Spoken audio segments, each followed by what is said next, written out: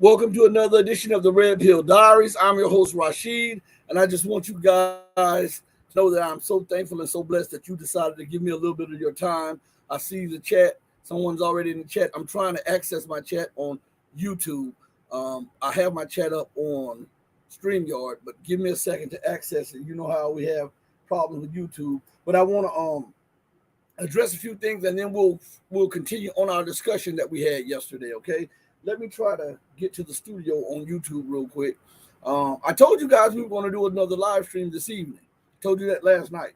I didn't even get a chance to shave. I didn't get a chance to do much of anything, but I wanted to keep my word because your word is bond, and bond is life. And you're supposed to be so solid in your word that you would prefer to give your life before your word failed.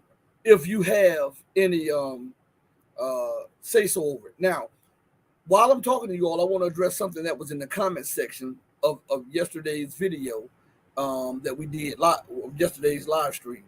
Also, I want to address a few things that were left in other videos, and then we'll get into the subject at hand. This is Friday Night Vibes, so let's vibe together, okay?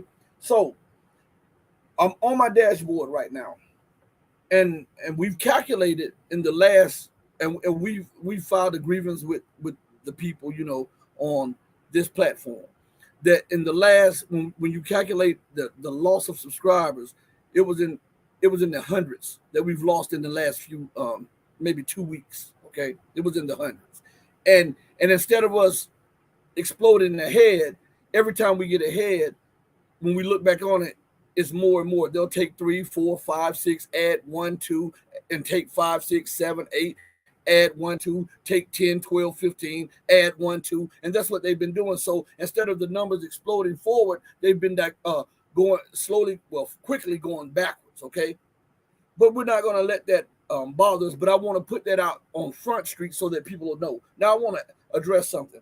Our good one of our moderators, Cece, said that she had not been getting the notifications, and other people private messaged me and said that they were unsubscribed, and other ones told me that they clicked the bell icon, but they haven't been receiving notifications. Listen, all I can say is continue to check with the show, and also read the community tab, because from now on I'm going to start trying to do the community tab so that I can let you all know what's going on, because I'm trying everything I can to go around all of these obstacles that they continue to put up, all of these roadblocks that they continue to put up to hamper the growth of the show and the engagement between yours truly and you guys. Okay, now on a previous show, we played a clip, and I told you guys that I was going to do this show and I was going to start off with that clip,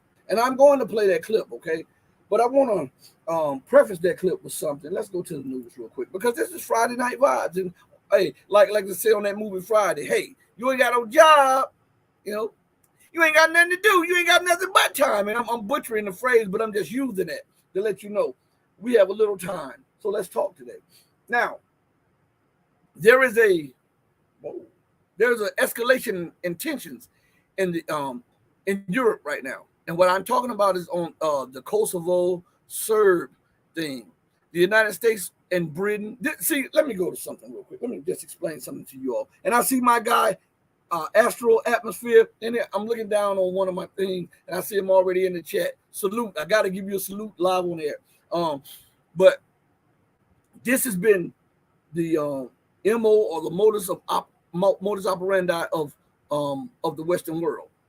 They will occupy a nation, or they would make war with a nation, and when they claim to pull out of a nation or claim to leave that nation alone, they leave elements of disagreement, dissatisfaction, division, culturalism, racism, sectarianism, and other isms.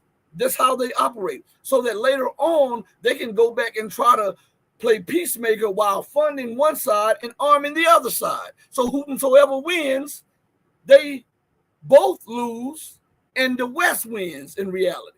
So there's something that's going on with Serbia and Kosovo, which Kosovo is supposedly a territory that is occupied by NATO, which is a territory of Serbia, but also, here it is, it was a territory in the now balkanized and once removed nation of Yugoslavia.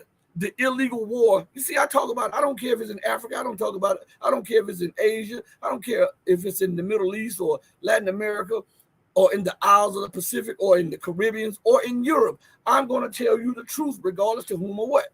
And people can get upset with it or not. I'm going to address this, okay? So there's a great buildup of tensions there.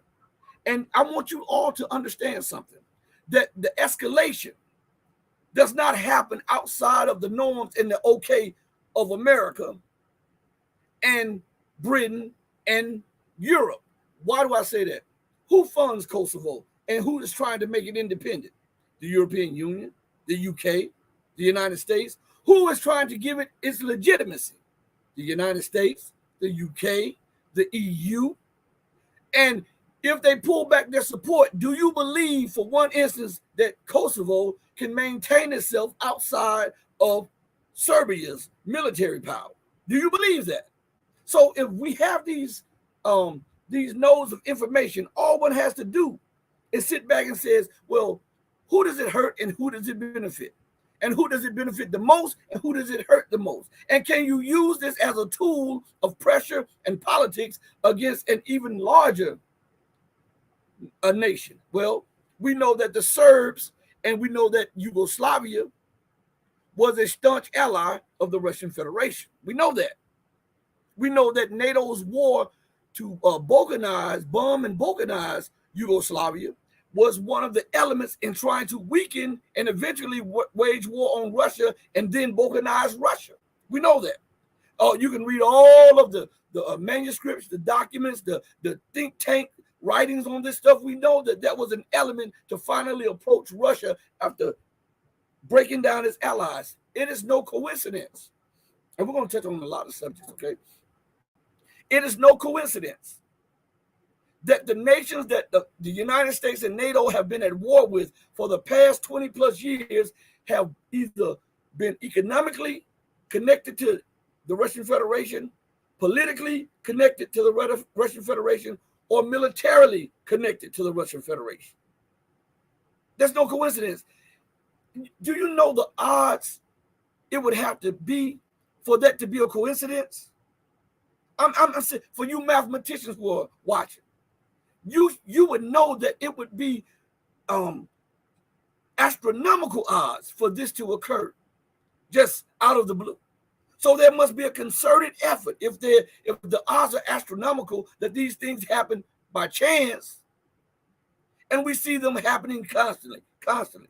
Libya, Iraq, Yugoslavia, Syria, Somalia, Ethiopia, Yemen, Venezuela. Now even talking about waging war on Argentina and Mexico. Lindsey Graham was talking about using the military to go into Mexico. It's crazy, right? Because Mexico the new leader leans more towards the global south. Now, it is no coincidence that they're destabilizing that region there to put pressure on Russia. And the Serbian military is on red alert, and they're deploying their forces to the administrative, quote unquote, border of Serbia and Kosovo, the occupied. Now I want you to understand something. Let me show you the hypocrisy of the West. This just popped in my head. Okay. Now check this out. The West is screaming and hollering at the top of their lungs to respect Ukrainian territorial integrity and its sovereignty, right? While occupying a province of Serbia, which is Kosovo. And when things heated up a few months ago between the Kosovo, I don't know what ethnic group they are. So please forgive me if I mix up the ethnic groups. But when tensions spiked between the people of that enclave and the Kosovari Serbs, NATO's forces would not allow, even though, listen to me good, even though under a UN agreement, United Nations approved agreement, which means is what? International law, right? See, we're going to get back to that definition too. That means that's international law. So when Serbia requested for NATO to allow them to deploy troops into Kosovo, their own territory, the United States and NATO would not allow it, even though it was a part of the agreement and approved by the United Nations. But because NATO is occupying Kosovo and using that to blunt Serbia, to keep Serbia at arm's length from Russia, nobody talked about that. Nobody talked about that. But there is an agreement on the UN auspices that Serbia is allowed, when if things get like out of hand, or if there's ethnic strife or ethnic tension, Serbia is allowed to deploy either troops or police forces into Kosovo. The U.S. and NATO wouldn't allow Serbia to deploy troops or police forces into their own territory. And we're talking about respect Ukraine's territorial integrity. Make that make sense, right? I'm telling you, the hypocrisy of the West is breathtaking. Let me try to still access this. Hold on, everybody. Hold on. Let me see if they will allow me to access my dashboard on YouTube. I'm still trying, and I don't see it up yet. So give me a second. What are they doing? Okay, it says we're live. Hopefully they will allow me now. This is what I have to go through every time to try to do a show. Either it's on that YouTube or it's on StreamYard. Something's up. But anyway, now I can see. Okay. All right. So let's go. Let's do this thing. Let's talk about these things. Why do you think the ethnic strife and ethnic tensions is starting to rear its ugly head? It's because the United States is losing in Ukraine. So they're escalating over in Kosovo. They're trying to put pressure on the Serbian government. Ethnic Serbs now who has their ties, they're Slavic now, who has direct ties with Russia, culturally and ethnically. And they are trying to cower them and force them to bow and take one knee to the empire and to accept, listen to me good, they're trying to force Serbia to accept an independent Kosovo. That is like, I want you to understand, let's do an example. That is like Russia aiding West Virginia or Virginia and trying to force the United States to accept the sovereignty of West Virginia or Virginia. How do you think that would look, and how do you think that would be accepted? But that's what's going on. So now the United States want to put pressure. Now listen, when I tell you, there's an old saying that says pressure will burst a pipe, or in urban terms, pressure busts pipes. Okay? So there's pressure now building. The United States and the West are getting desperate. That's why you hear all of this F-16 talk and all that stuff. But now you see something that is related directly to the security of the Russian Federation, which is the viability and the statehood of Serbia, right? So that's pressure on Russia indirectly, all while America is stirring up the pot in Syria. And guess what?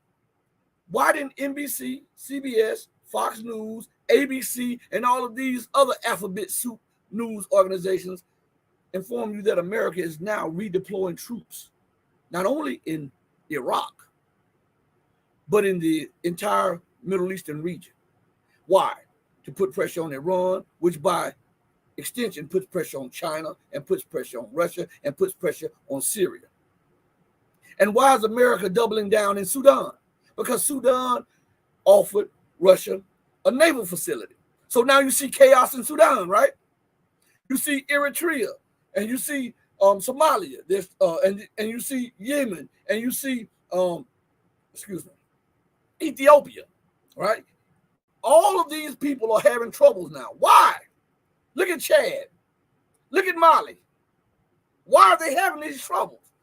It is to put pressure on forces outside of these countries, which is namely Iran,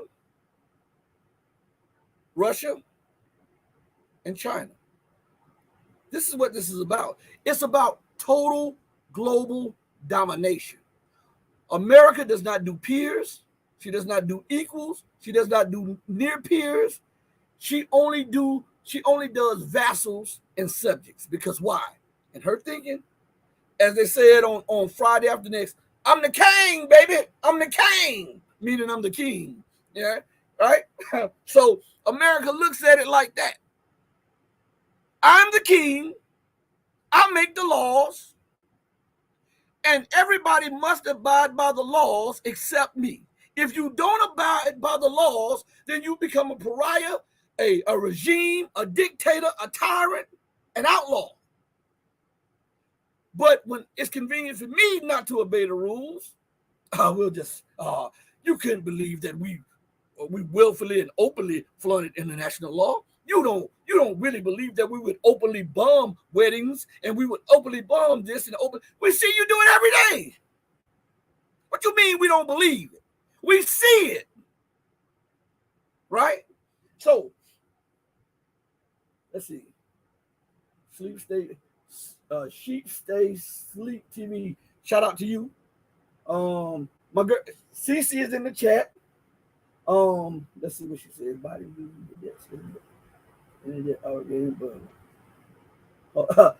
listen to what she says here. Matter of fact, let me see if I can highlight this. Give me 1 second. Boom.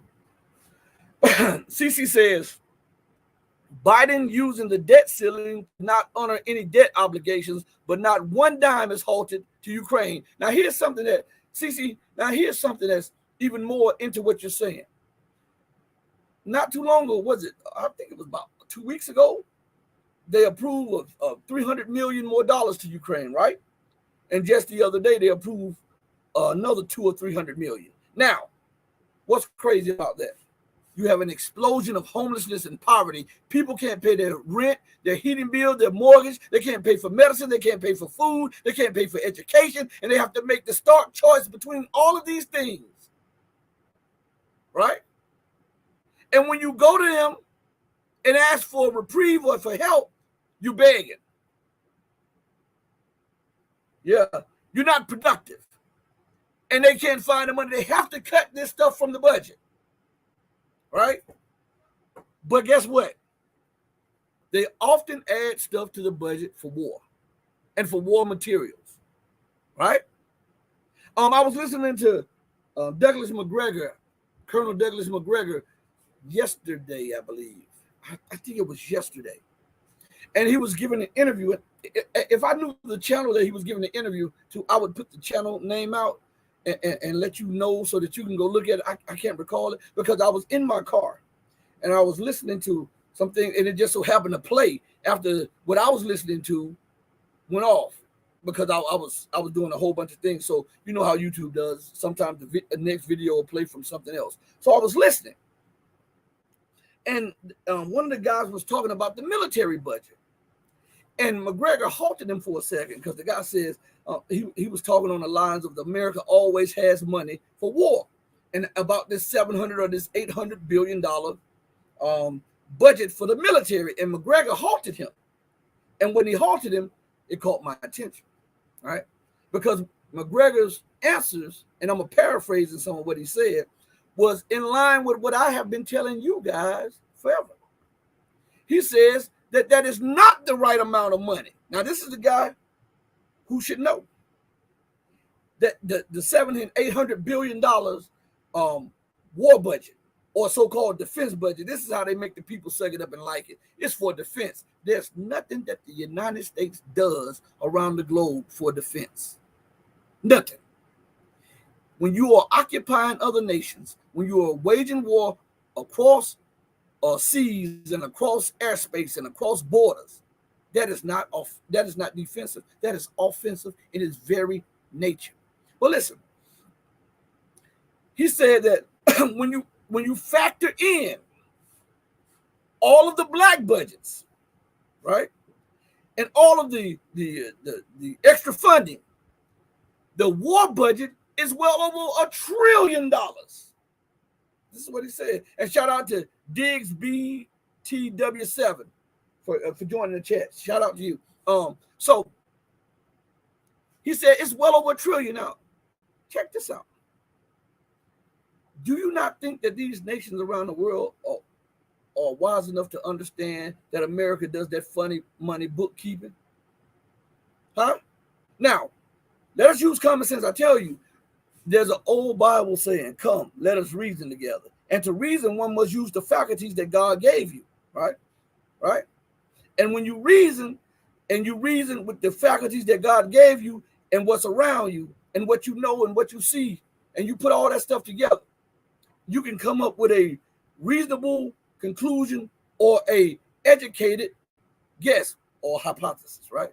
Now, if we reason that America's budget, military budget, is well over $1 trillion in funding for Head Start, high school, middle school, elementary school, college, all of that is becoming an economic burden for the U.S., right? And then we see growing homelessness, poverty, growing violence, growing racism, sectarianism. Fascism is spreading throughout not just the federal government, but throughout the state and local governments also. Now we see all that.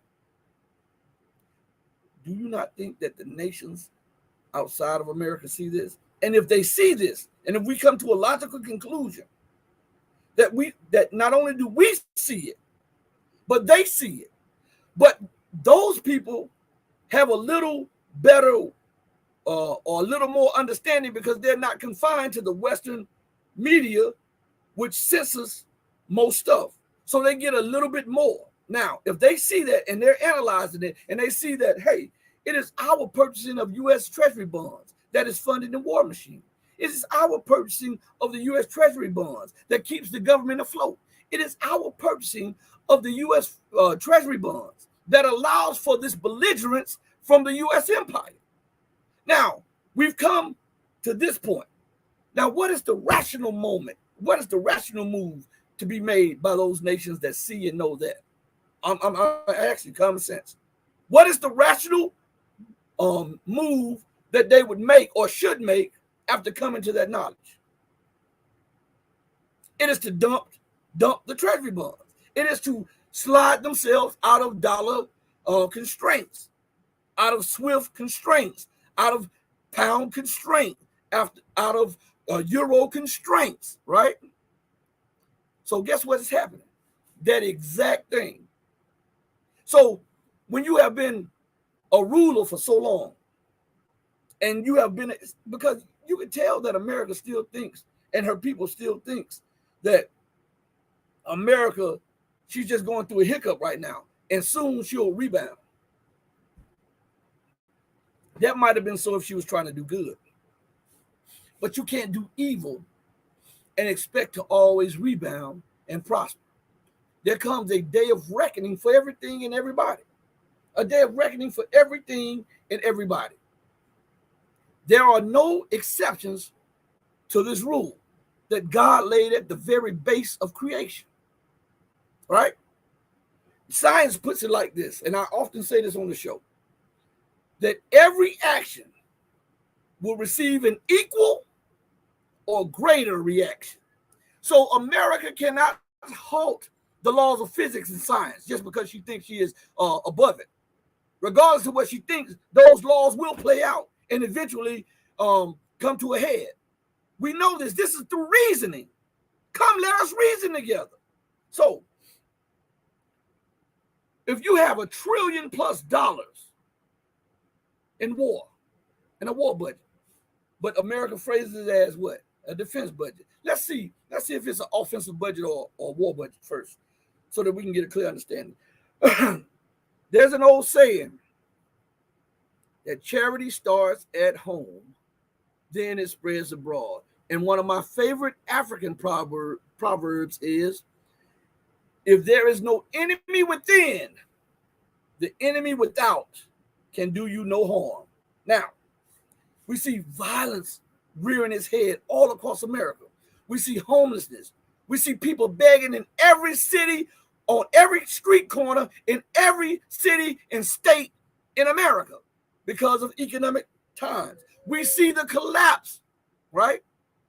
We see these things. We see people being evicted from their apartments, people being foreclosed on. We see cars being taken. We see all of this stuff now. So now we have to look and say, there's a debt enemy within America. So how in the world can you relieve somebody else's of debt when you are hemorrhaging from debt? So we see, is it a war budget or is it a defense budget like they claim? Charity starts at home, then spreads abroad. Look, within her own borders, as I said, homelessness, hunger, unemployment, all of this stuff, these are ingredients for civil strife, insurrection, revolution, and war within her own borders that she can no longer suppress.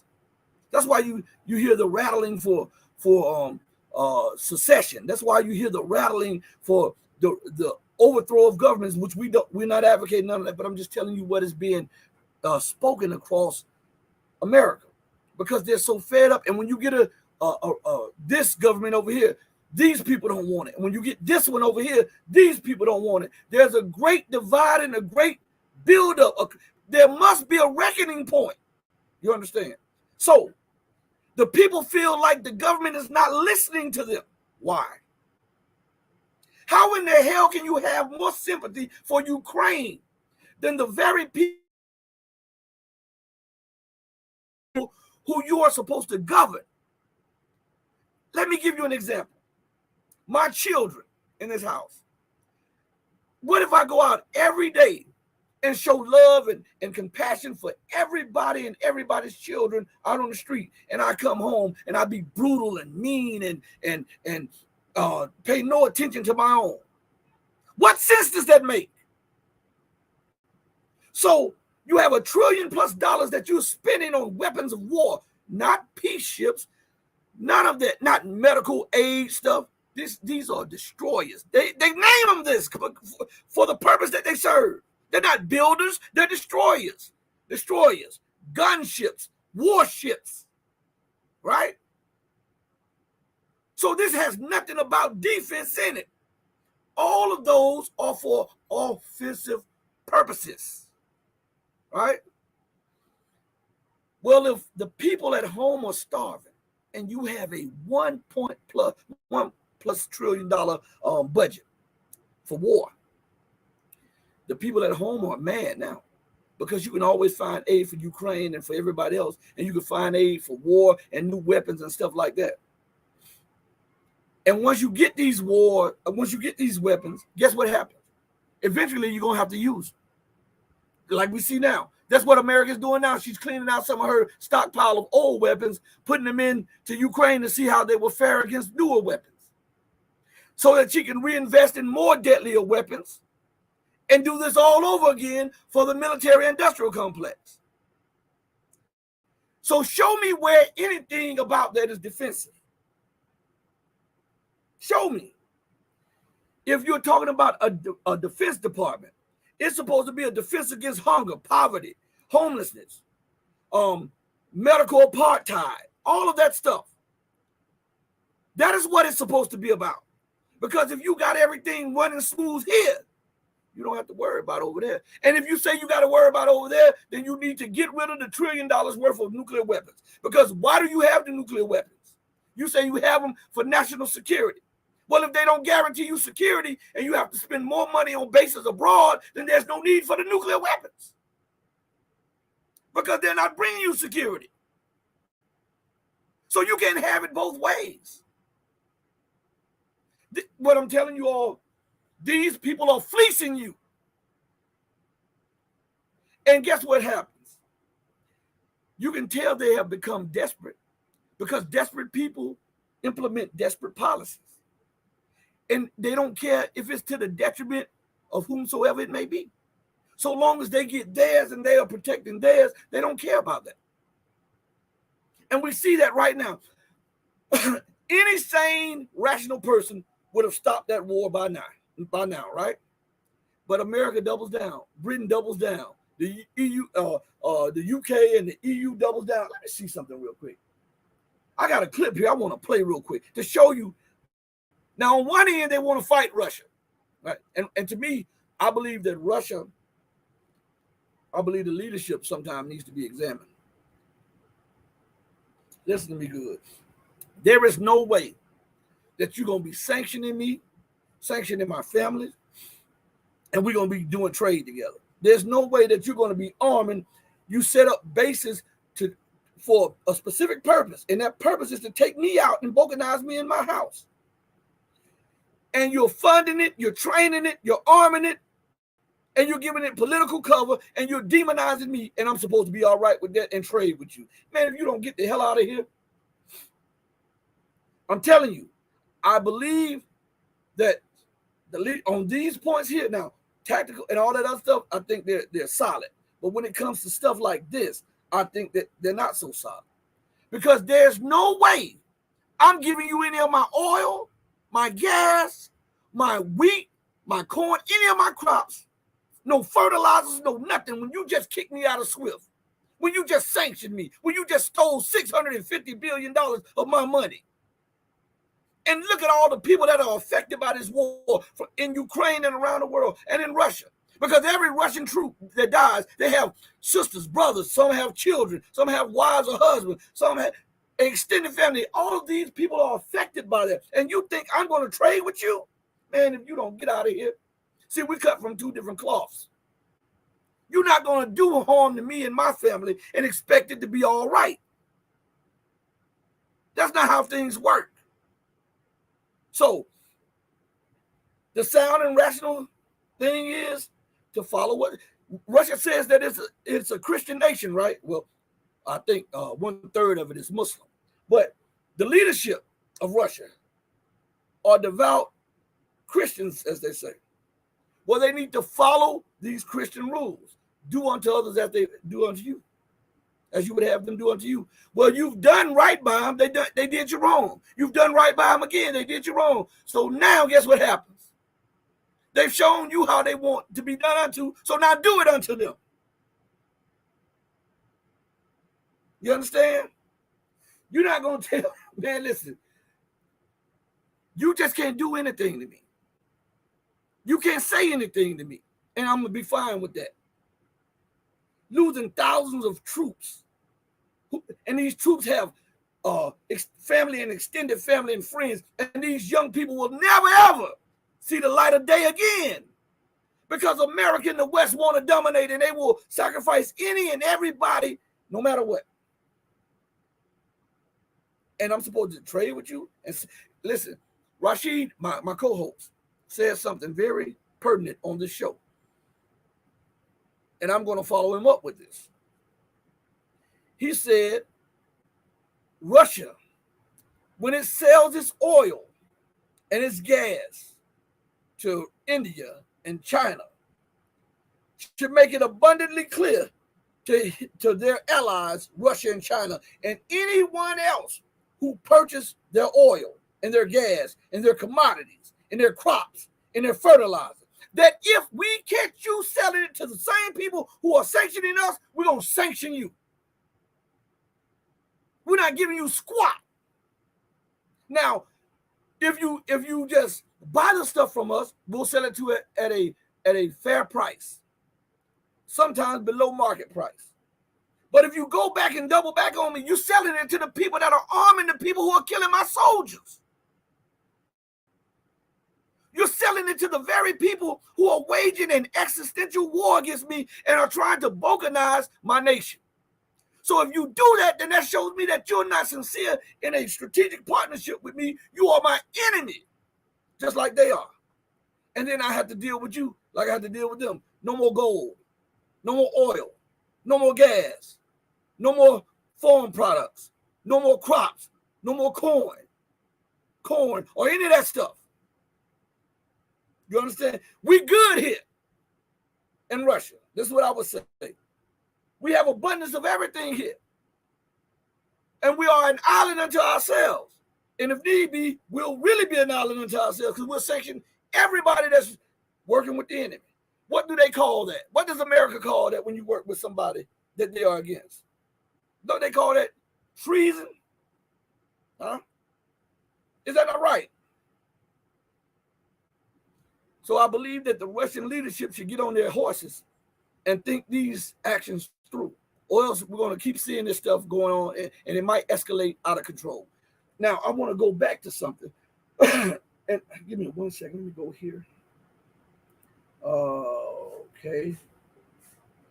Give me 1 second. I'm trying to pull something up. All right, here we are. Now, remember what I told you about pressure? And I'm going to go back and play that clip that I told y'all I was going to play. Remember what I told you guys about pressure? The pressure that that America and the West are putting on Russia by raising the tensions in Serbia, raising the tensions in Syria and all of these other surrounding places. Remember that? Now, they know that Erdogan, Recep Tayyip Erdogan, the current president of Turkey, excuse me, is fighting for his political survival, his political life, right? They know that. So guess what they do? They extorted Erdogan, and guess what happened? Remember that Turkey closed off the Bosphorus to all nations that are not situated in the Black Sea. Remember that, right? They wouldn't let any NATO or Western warships into there, right? Remember that, right?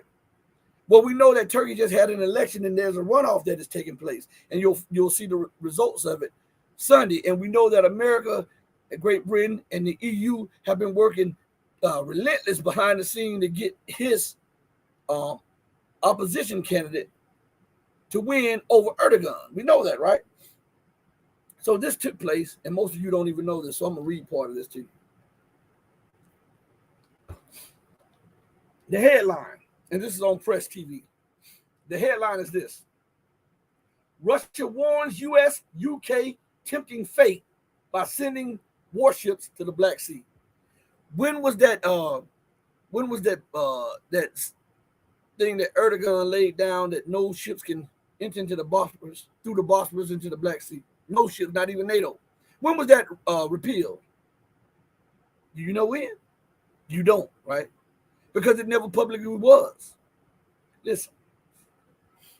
So if the U.S. and UK ships are now in the Black Sea, then that means they had to extort this man. Right? Listen what's said. Russia has warned the United States and Britain are tempting fate by sending warships into the Black Sea amid the war with Ukraine. And this is a quote: "We called on the Pentagon and the British Navy, which are sending their warships into the Black Sea, not to tempt fate in vain." Major General Igor Konashenkov, the Russian Defense Ministry spokesperson, said in a televised statement on Friday.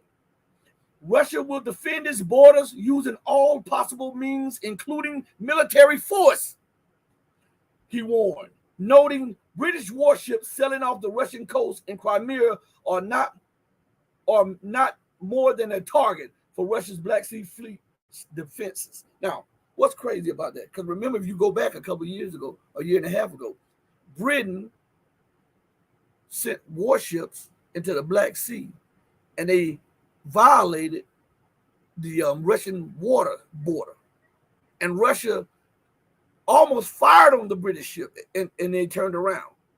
All right, so the provocations increase. You understand? They're increasing. Why? The desperation is increasing. All right, let's go further. It says HMS Defender, a British destroyer, sailed through the Black Sea on Wednesday. Russia said its defense forces had fired warning shots and dropped bombs in the path of the British warship sailing through waters off the coast of Crimea. Now, listen to me good. This is international norm here. whenever there's a war going on, right? There is the nation that is prosecuting the war puts a zone, a no enter zone, and it's past the 12-mile limitations of the territorial integrity of that nation, because they don't want any nation venturing in there and something happening. Now, the U.S.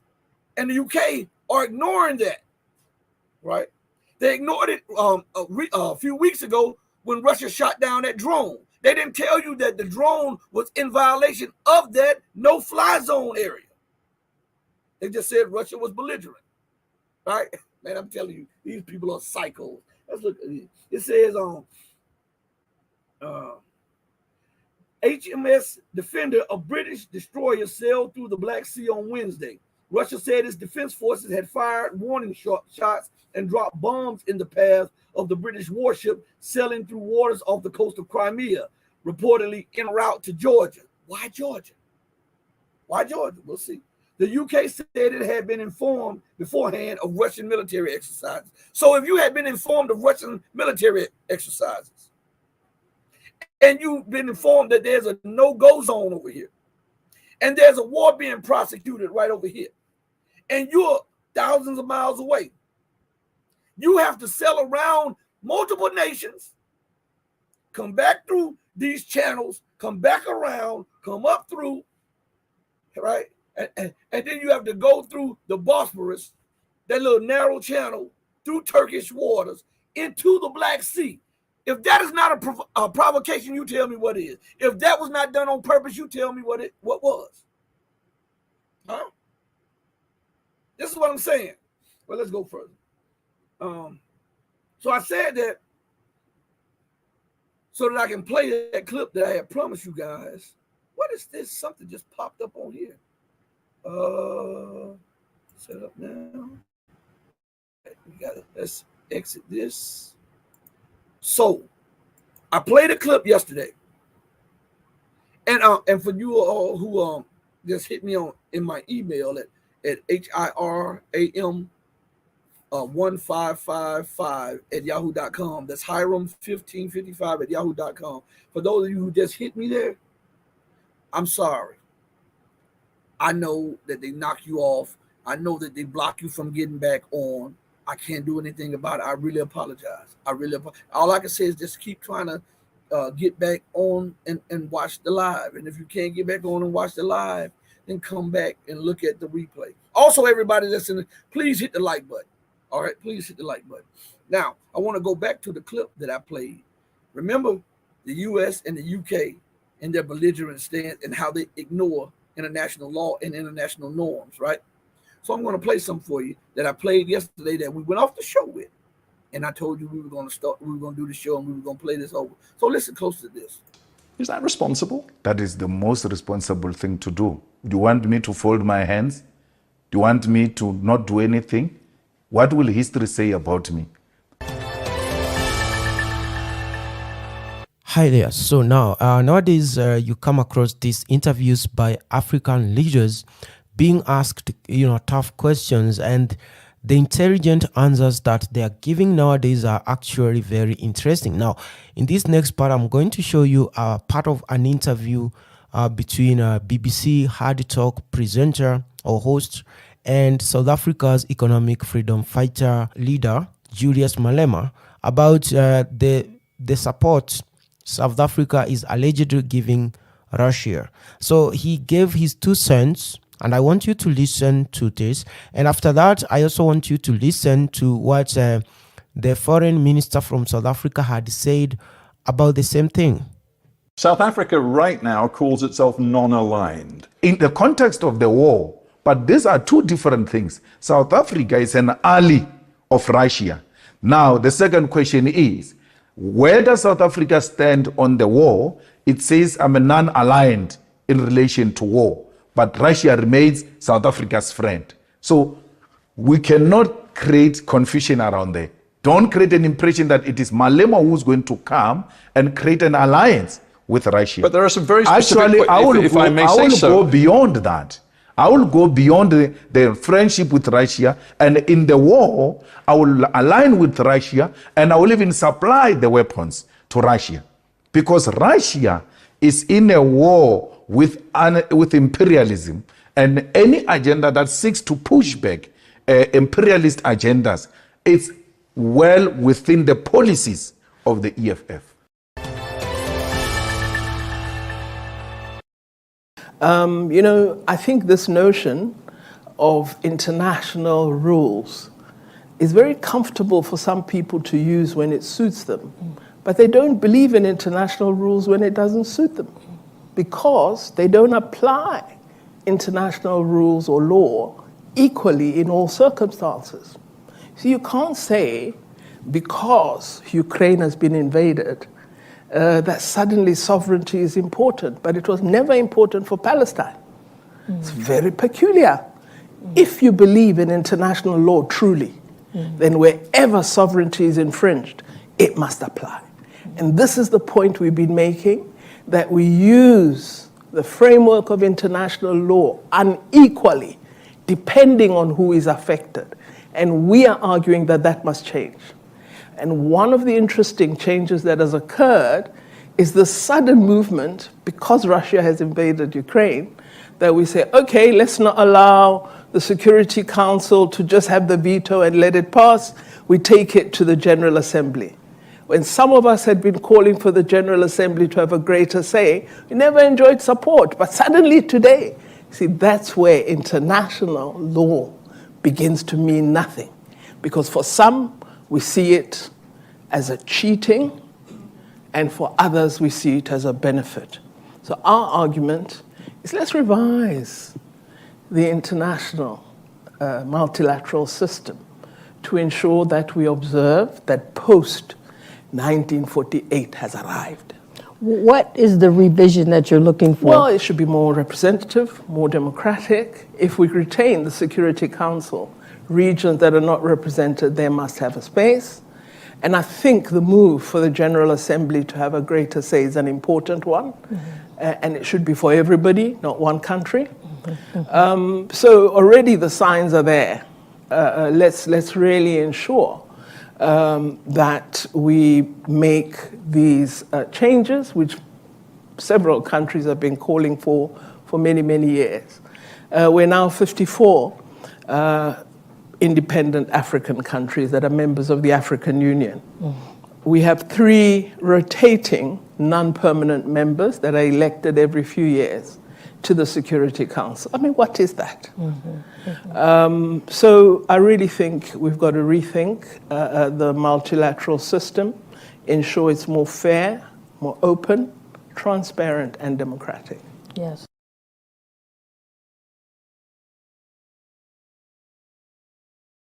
That's a lot to unpack.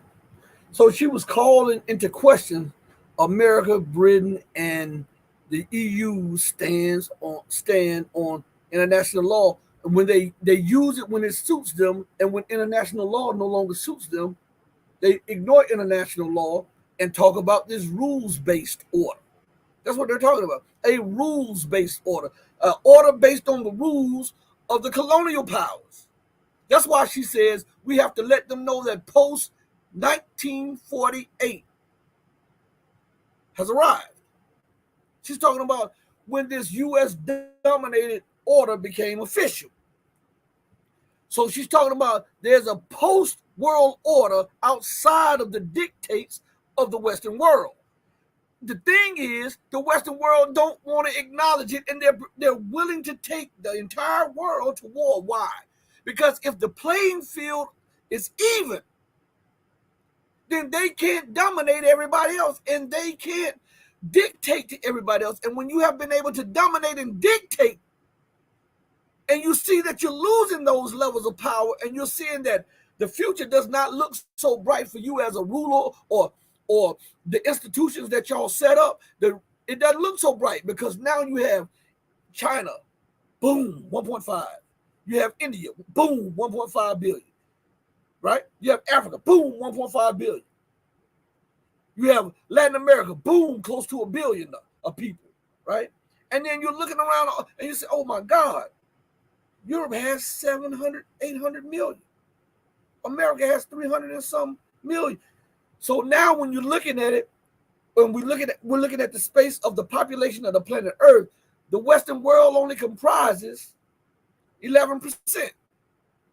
Now, you try outworking and try outcompeting 1.5 billion people.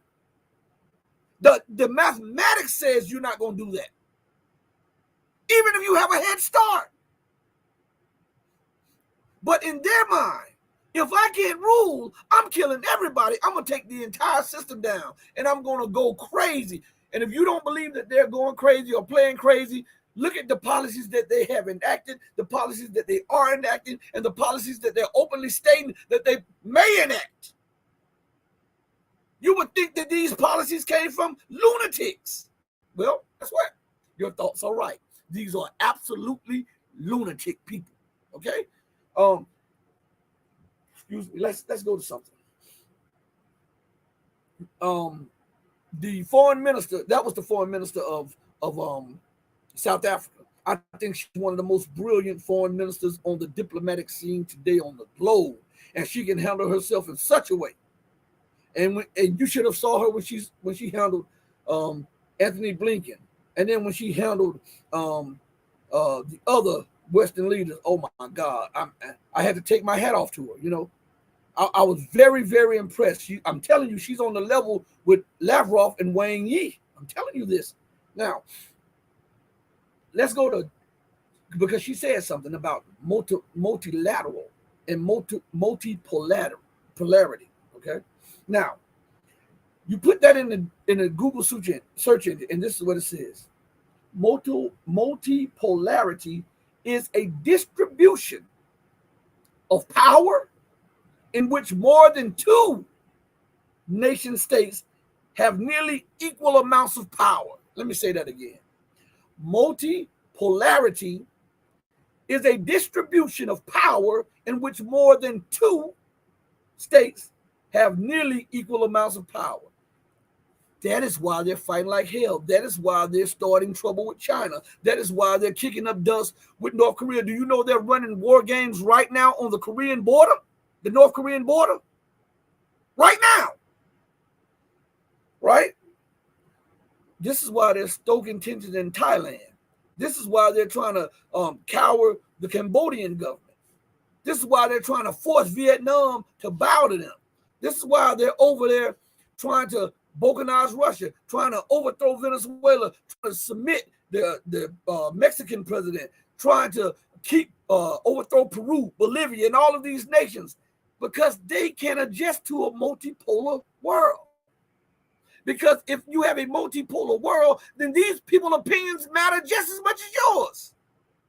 Their policies matter just as much as yours. Their currencies matter just as much as yours. All of the things that you had advantage in, you lose those advantages, and you have to play by the rules, and you have to swim or sink on your own.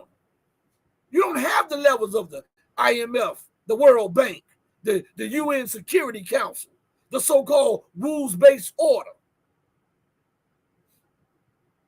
And that is something that they're not accustomed to, because they set up this world in a way that Western nations prosper, Western nations implement policies, Western nations have the largest say-so, Western nations help each other. And because listen, if there's chaos all across Africa, it's hard for Africa to unite.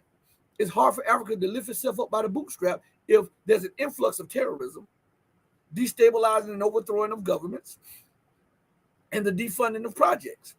That applies to Asia.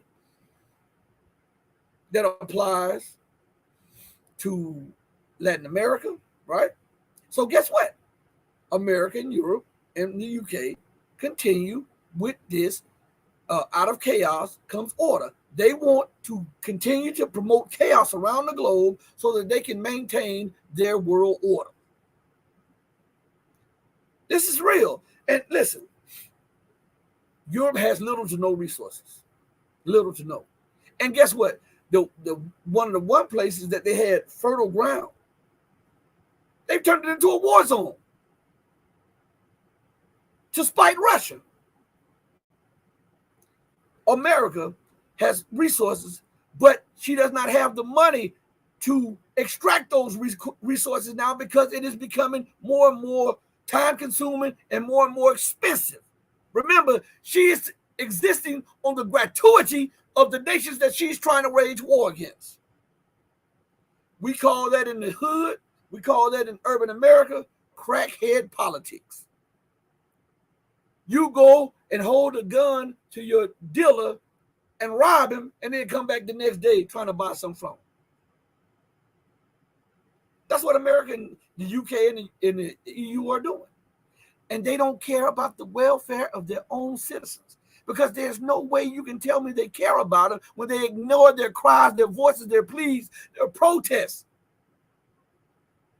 So if they don't care about their own constituents, their own citizens, do you really believe they care about the freedom and the welfare and democracy in Latin America and Africa and the Middle East and Asia? How the hell can you care about it so much over there? And in your own house, you reject it and try to stomp it out.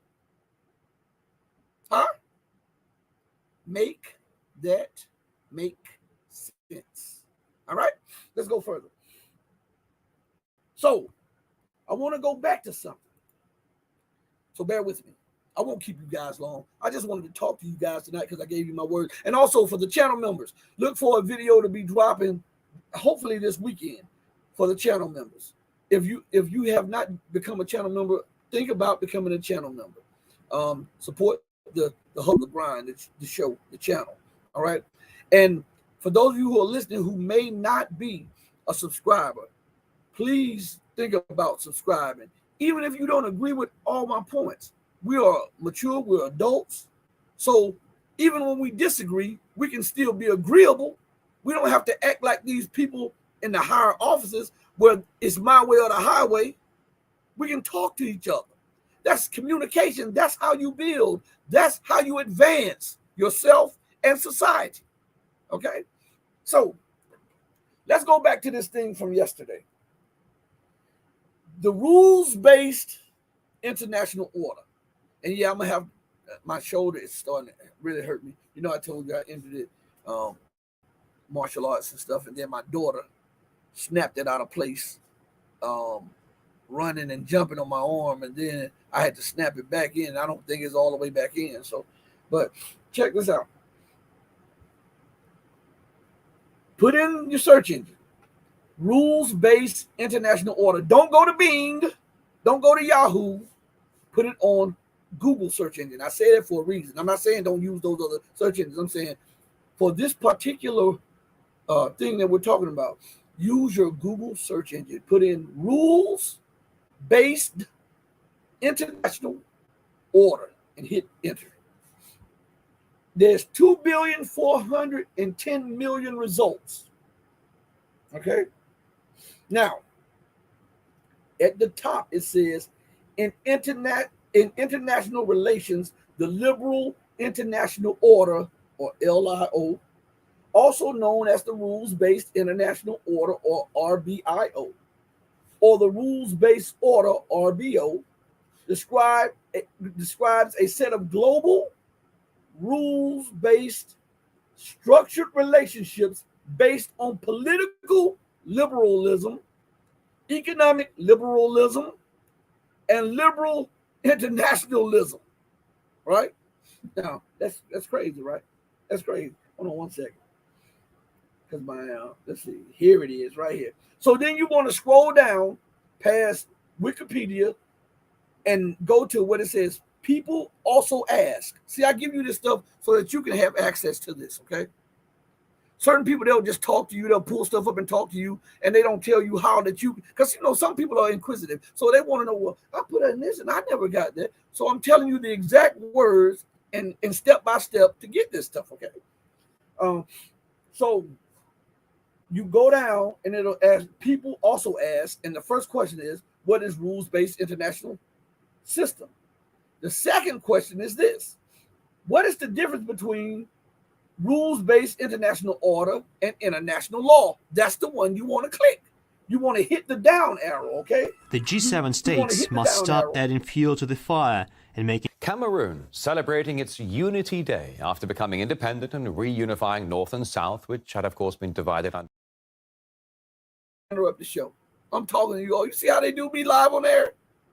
I'm talking to you guys about this definition. They're playing videos. I didn't do it. But listen, let's go here real quick. On here. Now, when you click on what is the difference between rules-based international order and international law, it becomes clear. Everything that I have said to you all is the absolute truth. Okay?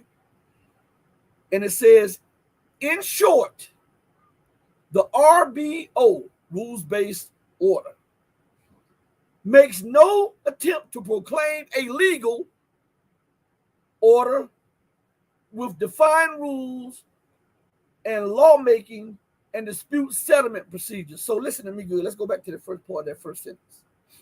In short, the rules-based order makes no attempt to proclaim a legal order. So if it's not legal, then what is it? What is the opposite of legal? Huh? It's illegal, right? So right off the jump, you know that the rules-based order is what? Is illegal, according to the definition. And it says, in the second sentence, it says this. The RBO, or the rules-based order, is something other than international law. So what is that other besides international law? If this is legal and this is international law, and you're making something that is the antithesis to this, then what is that? If this is legal and law, then that must be illegal and unlawful, right? I'm asking. So it says, it is an alternative regime outside the discipline of international law, which inevitably challenges and threatens international law. So if you go and threaten a law enforcement officer, they will call you what? A criminal, a convict, right? A criminal. And they would say that the actions that you took were what? Unlawful. Why? Because I tried to undermine their authority and the law. So if the rules-based order tries to challenge and threaten international law, then what is it? Common sense. I'm not making this stuff up. I'm just telling you common sense. So for America, Great Britain, and the EU, and also their puppet, the UN General, the Secretary General of the UN, who often trumpets the rules-based order, are outlaws. They're criminals, right? According to the definition. Not to what I want to believe and what I say, not to what you think and what you believe, but the definition designate those people as criminals, thugs, tyrants, despots, terrorists, right? Right? According to the definition. All right, that's what I thought. I'm just saying, we're talking. This Friday night vibe, so we vibing. We're going back, we're vibing, we're going back and forth with each other, and we're vibing. Okay, I want to highlight something that Cece said also, because some of you may not know this. Cece says, all right, right here, let me highlight this. Cece says, China hacked the naval system today. Well, guess what? Russia did it too. Not today, but they've done it on multiple occasions. Now, listen. Desperate people, desperate nations, desperate governments do what? Desperate things. All right? They do desperate things. And as Gerald Celente say, when people lose everything, they lose it. So don't think that your government officials are an exemption to that. Okay? So they're doing crazy things because they're losing everything. Things that, the stuff that they do now is so irrational that even sometimes you have to say, what are these people on? But when you lose, when you've tried everything and it has failed, and you become desperate, think about this. Think about what people do. They'll have something, and they'll all right, I got something stuck on my glasses. Hold on 1 second. So if you guys see a red string on here, it's stuck on my glasses. But anyway, these are not seeing glasses. These are light blocker glasses. But anyway, as I said, these people they're so desperate, and their policies are the very essence of desperation. I mean, everything that they do spells desperation. Now I see YouTube dropping people too. I see them dropping people. I've been looking at this while I've been doing the show for the longest, and I've been seeing YouTube and they've been dropping people left and right. Man, you guys got to stop doing this to me. You got to stop doing this. I'm not the biggest channel in the world, so you guys got to stop doing this to me. This is crazy. But anyway, oh man, they suck. But anyway, let's go. So you got to understand that a lot of the material that the West uses is outdated. They're falling behind. They're falling behind a lot of people. And think about, again, just go back to what I said. When you have dominated in education, politics, science, mathematics, geopolitics, and economics, and you've dominated, and when your time was up, your brother took over. And when his time was up, his brother took over. And when his time was up, the other brother took over. And now it looks as though all of them time as running the show is over. In their psyche, they feel that inherently they are the ones that must rule. Matter of fact, you can hear it in the United States, in the president, when he talks about a new world order. America must lead. They say this openly.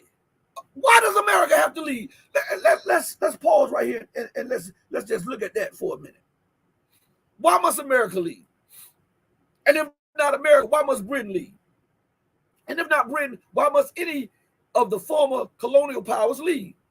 Because they have shown us that at one point in time, their greed, their corruption, their disregard for law and life have led to their downfall. There's no difference. Now, I ask you again, why must they lead? Well, let's examine their leadership. Everywhere the West goes, they leave a trail of dissatisfaction, destruction, and death. They steal the resources, exploit the people, so that they can keep the garden flourishing. Now, there was a time where you could get away with this because we were only throwing rocks at you. We only had slingshots. There was a time when we only had clubs. There was a time when we only had bows and arrows. There was a time when we fought with the swords. There was a time when we shot cannonballs and tar balls and stuff like that.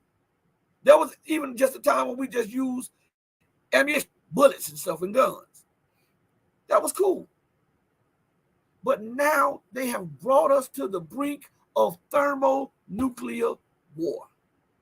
So now if we look at the condition of the world under the leadership of the very people who claim that they must lead, you tell me the same people who would want them to lead. Look at where we are as a world. Look at where we have come to. Look at the point that the world has been brought to. Conflict, strife, division, hatred, animosity, exploitation, and war. It is a heaven for the people who are governing, but those who are governed are living in hell. So who would want them in their leadership? Not a sane, not a sound, and not a rational person would. So why must America lead? And if she is to lead us in this new order, this new world, with the same political system and the same people tied to the political system, eventually the new will turn to the old. and we'll be right back where we started, but in a more dire situation. So again, I ask you, why must they lead? And if they are to lead, will you accept their leadership? And remember the point where we are right now in life, on the steps of thermonuclear war. And as I said on one show, they invest this money in looking into the heavens, right? They don't mind going and sending billions of dollars to look into space, to look for new life. Listen to me. If there is life out there, and there is, and if that life has been watching how you carry on your existence, do you think that that life out there want to come in contact with you when they see how you do your own life on your own planet? And they see how you have brought your planet to the brink of war? Do you believe that they want to interact with you? And you are so insane that you are preparing to blow the world up, not one time, not 2 times, not 3 times, not 5 times, not even 10 times. The U.S. military said that they have enough armaments to blow the world up 30 times over. That is a sick and depraved individual, government, and mind. If you blow the planet up, where the hell are you going? Huh? Because regardless of those movies, you can't live on Mars. You're not living on Venus or Pluto. How the hell are you going to do that when your essence is, again, I say, when your essence is from Earth? Common sense tells you this. Well, I tell you what, I'm sorry, everybody. I just get, sometimes when I think about this and I'm saying, why is nobody else saying these things? Why is this the island out there, this show the island out there in the midst of all the geopolitical coverage? Why are we the island out there screaming, hey, let us use common sense. Let us reason together. I don't know. Anyway, let me go to the chat. Okay. Chris, shout out to Chris H. Let's see what he said. He says, if we can, must talk Cop City in Atlanta. Oh, you remember what I told? See, I'm telling you, pop. I told you to put that in there today. And you came back and you put that in there. Boom. Let's see. The people protesting it are getting charged as domestic terrorists and major corps or fund. Oh, cops. Cops are funding like corporations. Oh, that's what you are. Major corporations are funding like Chick-fil-A and Home Depot and KPMG. Well, listen, that's nothing new. Do you know that the DuPonts, the Rockefellers, and all of these big benign corporations funded the eugenics movement? Do you know that they funded the slave patrol? Did you know that they fund all of these movements? And if you have a legitimate movement underway, they infiltrate your movement and then they turn it into something other than what it is. You know, they do that. I want to show you something. Since you're talking about that, let me click to something real quick. And this is on the line of what you're talking about. There's no justice here in America for people who are seeking justice. And what they're going to do here is vilify the protesters. They're going to infiltrate the protesting. And then the people who are protesting will get blamed for the infiltrators' bad deeds. And then the Western press is going to run with it. And what they're going to show is disenfranchised white people, angry black people. They're going to show them as the villains, and the Latinos and the Asians. They're going to show them as the villains. This is what they do. They have to have an enemy. And for the government to rule, they must create chaos. Remember what I told you, what they're doing in other countries? This is how they continue to rule and siphon off resources. But this is the same thing. The international policy mirrors the domestic policy, right? And any person or people or group that they deem may change the status quo or may push people for a more viable future or more just future, They're going to infiltrate those people, and then what they're going to do is use it for their own gain, and after they use it up, it's gone. It's gone. This is what they do. So he says that the people protesting is getting charged as domestic terrorists. Okay, listen. Do you remember the protest that took place in I think it was Washington, the state of Washington, a few years ago, over someone getting killed up there? I think it was a black guy got killed up there. And my sinuses are messing up. Excuse me 1 second. I have to spray some. Hold on 1 second. Let me close my. I don't want to do this in front of you. I got to shoot this nasal spray up my nose. Hold on 1 second.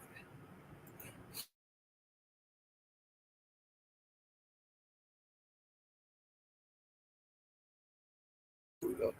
So anyway, the air conditioning and stuff. So I'm getting clogged up a little bit. But anyway, do you remember the protests and how they had they were trying to vilify the people?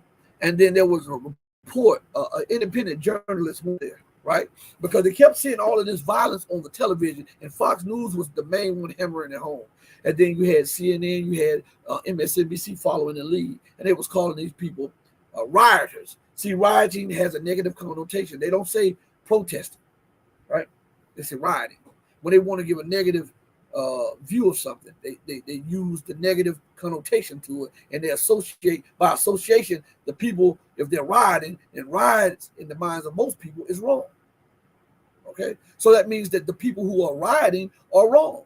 Okay, so there was the people for the first part of the protest.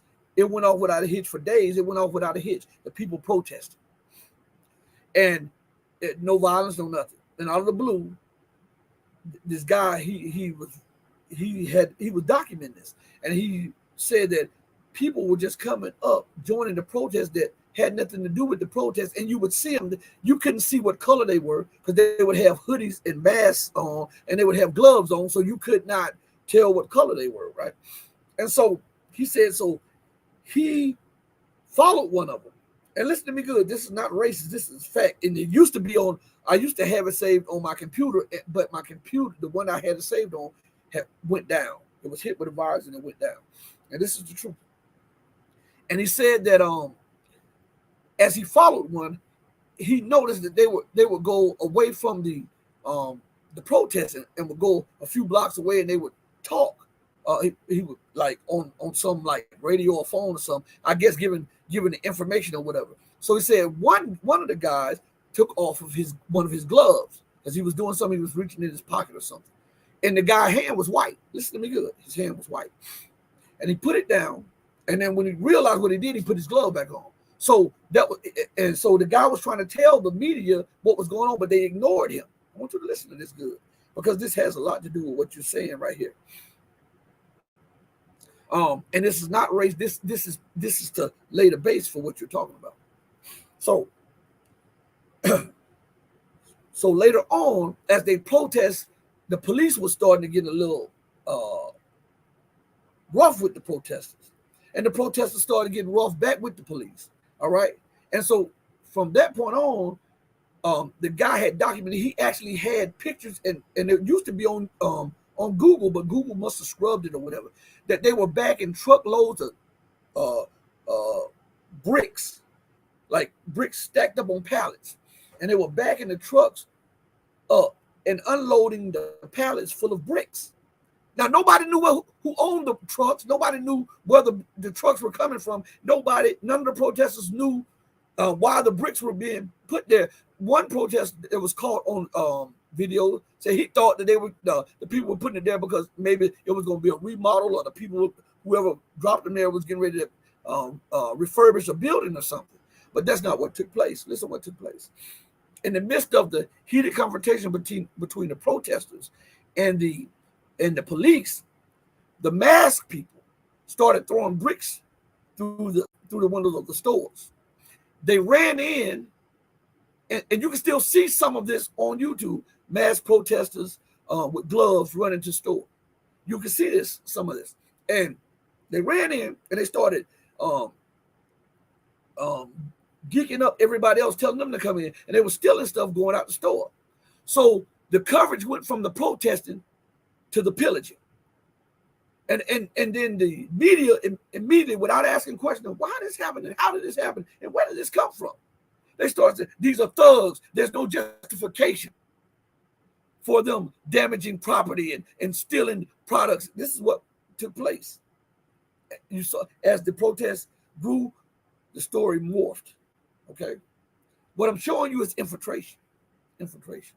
And now the disenfranchised white people, the black people, and the other ethnic people that were there got blamed for the stuff that was instigated. Sure, some of them took part in it, but they didn't initiate it. In the heat of battle, they just followed on.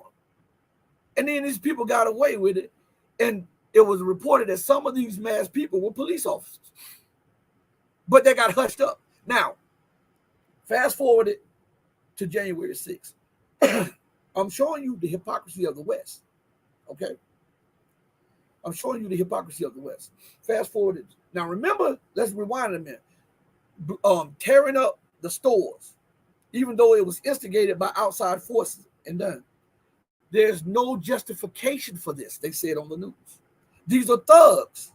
They're vandalizing property and scaring homeowners and property owners. This is what they said, demonized. And every picture showed a black person or a person of color. And then now fast forward to January 6th, when the election didn't go the way some people wanted it to go. And when the politics was corrupt and it was exposed, right? People got upset. Now, listen, this is what I hear. They say that these people were set up. True enough. That I believe some of that was part of that. But let's look at it. Again, the people in the state of Washington were set up too. But remember what the media said. There's no justification for them vandalizing property and terrorizing property owners and homeowners. That's what it was said. But they give us justification why the Congress building was ransacked. We get a justification. This stuff, they were let into the buildings. Well, yeah, they might have been let in the buildings. Were they let in let in with guns? Oh yeah, some of them had guns. Okay. Did whoever let them in force them to sit on the tape on Nancy Pelosi's desk? And you know, I can't stand Nancy Pelosi. Did they force her to take her computer? What about vandalizing the Capitol building? What about all? So if it's not acceptable in Washington State, which meant so much less, how is it acceptable in Washington, D.C. when we're talking about the capital of the so-called #1 nation on the planet? How is it? And how can you justify it when condemning that over there? What I'm telling you, that there is a great divide. Perception. Because these were mostly black people over there, that is not justifiable. But because most of these were white people, that is justifiable. That has to stop. This is what is ruining America. That's what has ruined the world. These double standards, this hypocrisy. And I call it out, even if I alienate somebody. Listen, if I alienate you, I'm not doing nothing racist. I'm just telling the truth. Just like when I call out Obama for his stuff. All right? That's real. Now let's go to so Mr. Chris. Chris says this. Yes, for sure. I remember the bricks that was weird. And it said white supremacists were masquerading as cops. Cops were agent provocateurs in 2020. So you know I'm not lying. I didn't make none of this stuff up. Same as on January 6th. This is what I'm telling you. I got a good memory. So I'm not making any of this stuff up. Now let's go back to something real quick because I want to see everybody. Let's see. Let's go back. Diane O'Neal. Let me highlight Diane's comment up here. We can ship all the politicians, enablers, and elites to Mars, then lose the technology. What she means is she don't want them back. Send them to Mars and let them stay to Mars and get rid of the technology so they can never come back to Earth. Miss Diane, I'm in 100% agreement with you. You can believe that. You can believe that. So, man, I'm telling you, I'm gonna have to leave that up on the screen right there. But again, what I'm trying to do is show you contradictions. Now, what does that have to do with what's going on in Atlanta? Remember what I tell you guys, that America's foreign policies mirror her domestic policies. The same thing that she's doing on a greater scale internationally, she's doing on a smaller scale domestically. If a person is a maniac and a person is a murderer, and they derive joy out of murdering and waging war abroad, at home, the people in the house better start looking out. Because when they can't get their fix abroad, you become the enemy to them. And that's what is going on. The government and the system is eating at itself. And everybody is the enemy. If you speak truth, man, you could be, listen to me good, you could be black as ace of spade or white as snow. If you speak the truth is against their policies. Their policies are lies. You become enemy number one. Because the system is built on exploitation. And how do you exploit people? Through lies and disinformation, through deceit and vision. And truth exposes lies, deceit, division. So if you're speaking the truth, you're speaking against their system and what holds them together with their wealth and their power and their influence. So that's why they attack those nations out there, because those nations won't bow and those nations have a bit of truth that they speak truth to power. So this is unacceptable to the empire. So within her own borders, guess what? You can't expect anything different. To expect that, listen, if you have a person that and they derive a thrill off killing, and you lock them up or you put them in a confined town with, say, 300, 400, 500 people, you don't think they'll start killing those people in that town? If that is what gets them off, if that's what they derive their pleasure off, because some people are so crazy that they get a pleasure of murdering, killing, raping, and maiming. And if you take them off the big stage and put them on a small stage, they're still going to kill them. They're still going to do what they do. That's what you're seeing, Chris. You're seeing the system eat itself up from the inside out. Again, I go back to the old African proverb.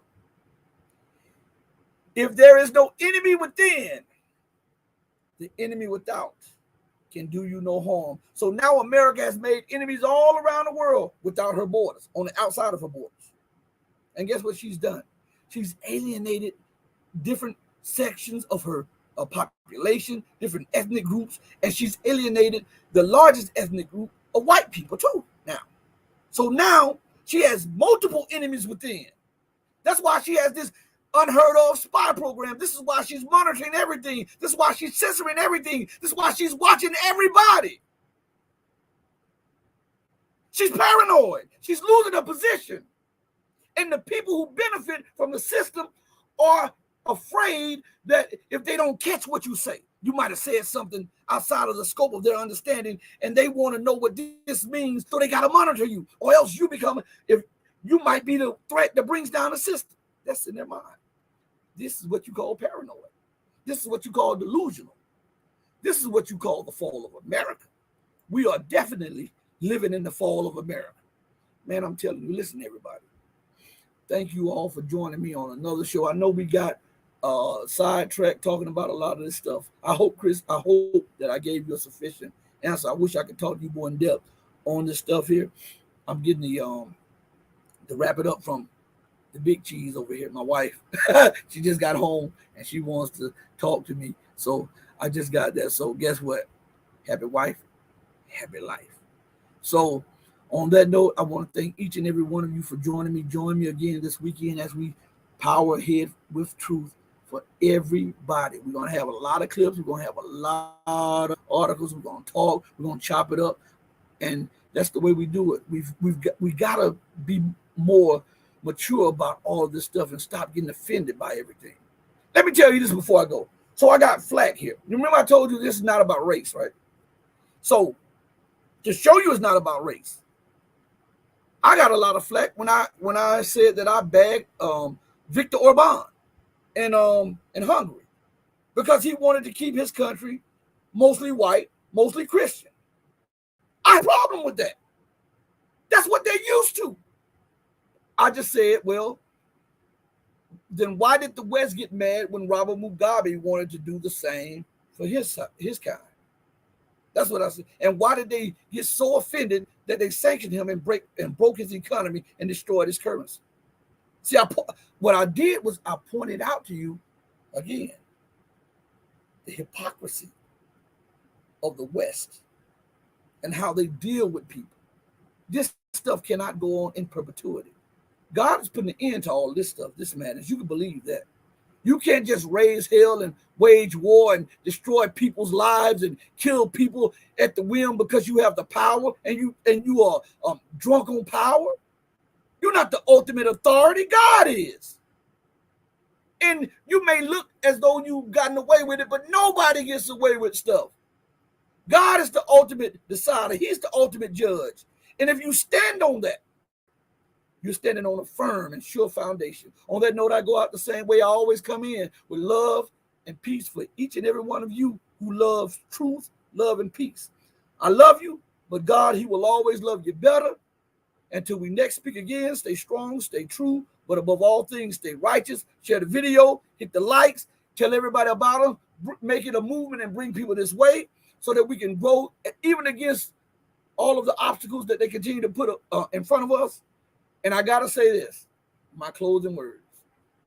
Mama, your baby boy loves you more than life. I don't love you to death. I love you to life. You gave me life, and I love you. And Pops, rest in peace. I love you all. Till we next speak. Peace.